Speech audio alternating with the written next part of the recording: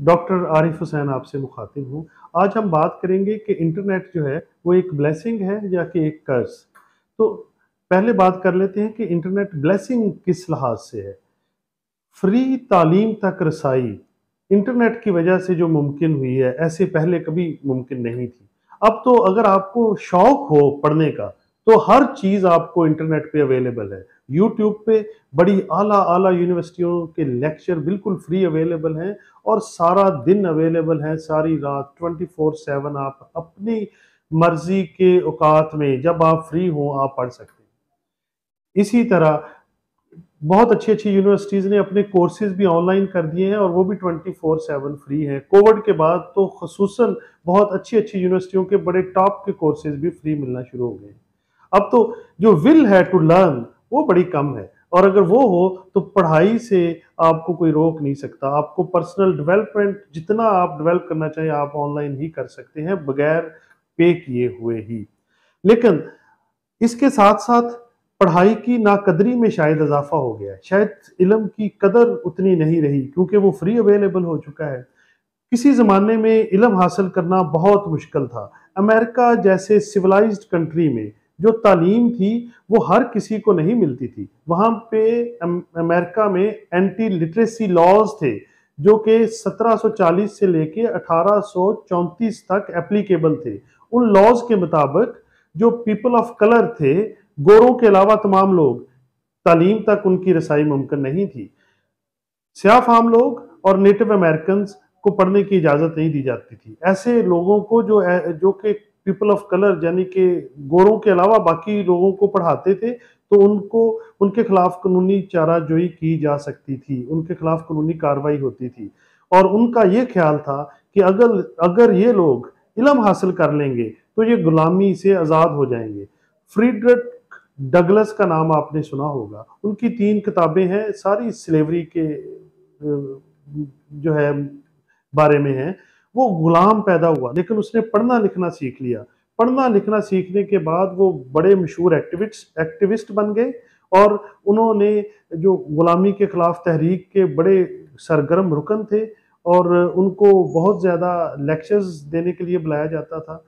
तो वो एक शख्स है जो एक मिसाल है कि कैसे तालीम की वजह से बंदा गुलामी की ज़ंजीरें तोड़ के आज़ादी हासिल कर सकता है।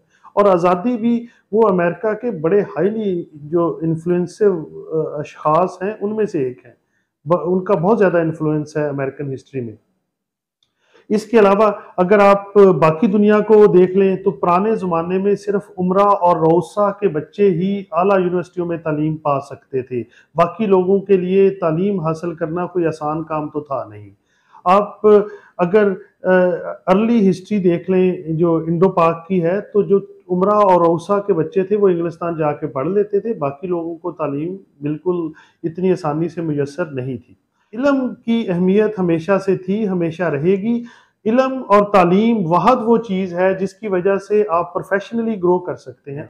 आप माशरे में ज़्यादा कारआमद शख्स बन सकते हैं। आप लोगों के काम आ सकते हैं। इसकी वजह से जब आप लोगों के काम आते हैं, जब आप माशरे में ज़्यादा कारआमद शख्स बन जाते हैं, तो आपकी इज़्ज़त में इज़ाफ़ा होता है, आपकी कदर में इज़ाफ़ा होता है और आपकी आमदनी में इज़ाफ़ा होता है। ये सारी चीज़ें सिर्फ़ और सिर्फ़ अपने आप को मज़ीद ग्रो करने से, मज़ीद डेवलप करने से हासिल होती हैं और इंटरनेट पे पर्सनल डेवलपमेंट पे, पर्सनल ग्रोथ पे और जो भी आपका प्रोफ़ेशन है, उसकी प्रोफ़ेशनल डेवलपमेंट पे। आप डॉक्टर हैं, तो डॉक्टर जो भी फ़ील्ड के आप डॉक्टर हैं, बहुत से लेक्चर्स फ्री हैं।